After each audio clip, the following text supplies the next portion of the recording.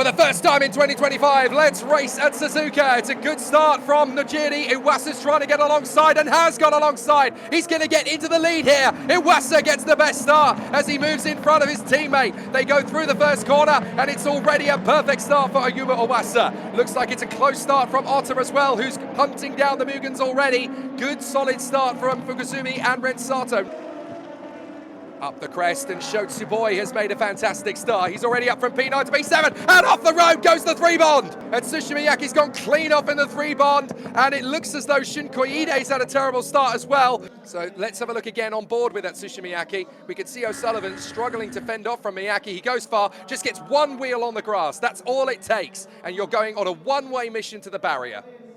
What a shame, because Miyake had split the Kondo racing cars there. He'd cleared Kenti Yamashita. Don't forget, it was only halfway round lap 1 that we got the safety car call, so the tyres are still fairly cold, and it doesn't matter how much warm-up you do behind the safety car, you'll never get them to where you want them to be. Najiri tightening up on the exit, hoping that Iwasa's going to go for it. Now he has dropped the hammer, but it's going to be one of the closest restarts we've ever seen in modern Super Formula as we go green, green, green, green here in Suzuka, and they're still weaving the tyres, trying to get temperature into them as they head to turn 1. Iwasa is going to have to hold this from Najiri, Otta, Makino. Fukuzumi loses out to Shotsuboi round the far side. Shotsuboi shows everybody why he's the champion. He slots in behind Ren Sato. And certainly, he is the next legendary prodigy of Super Formula in waiting.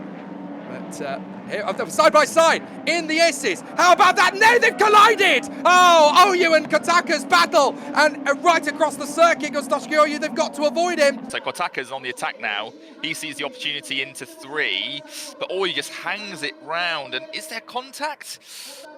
I'm not sure there is. I think Kotaka lost it on his own and then just clipped Oyu. Into the pits, and we're getting double stacks. We're getting double stacks. Here we go. Nojiri must be cursing in his helmet. He's going to lose so much time. Same for Makino, same for Fukuzumi, same for Yamashita. The teams don't practice this. They don't practice this. This is such an unusual occurrence. So let's see on the restart.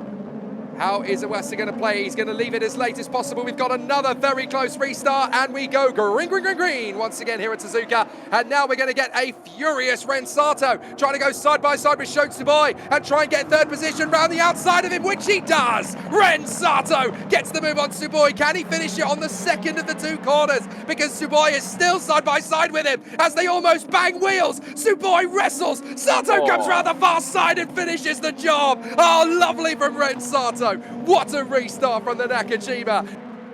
So fascinating stuff as Otter now really starts to dial in on Iwasa. He's on the overtake button. He wants to try and get close. This is where he can go for it into the chicane. He's going to go the far side. Iwasa covers the middle of the road to make sure that Otter can't go left and can't go right. He wants to make the move because Iwasa can't activate it for another 20 seconds. This is where Kakenoshi and Otter can storm past on OTS. Iwasa's got to cover the inside. So around the far side, Kakenoshi and Otter takes the lead at Suzuka. Listen to the crowd. They love it. And Kakenoshi and Otter puts the Dandelion into the lead on the first race of the season. In the Rolex 24. Oh, that's Fraga and Fukuzumi. Here's a replay then from Fraga's point of view. Fukuzumi a long way up the road.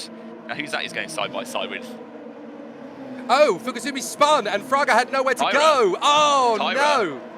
So I think that's Tyra.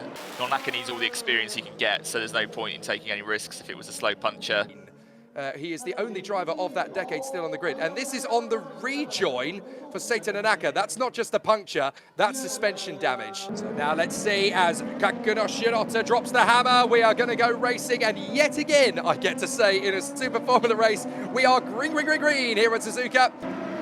I wonder if the graphic's not quite there. But there's Tomoka Najiri going round the outside of Sako Sullivan. Oh, nicely what done. A move. Look at the countdown on your screen there. 5, 4, oh 3. My word. He's going to run out of OTS. Iwasa's going to be on his case into the final chicane. This is the most Formula E end to a Super Formula race you're ever going to see, and Otter's going to have to do so much work to hold off Ayumu Iwasa into the final chicane. Can Iwasa use the last of his OTS to effect? Can he chase down Otter to the braking zone? He's not going to be close enough. He might just get enough of a sprint out of the final turn to make it count. It's going to go to the line, and it's going to be Kakenoshi Otter, but it will be close. Otter wins one of the closest Super Formula victories in history. I love these double headers because we get to do all this again in 24 hours time.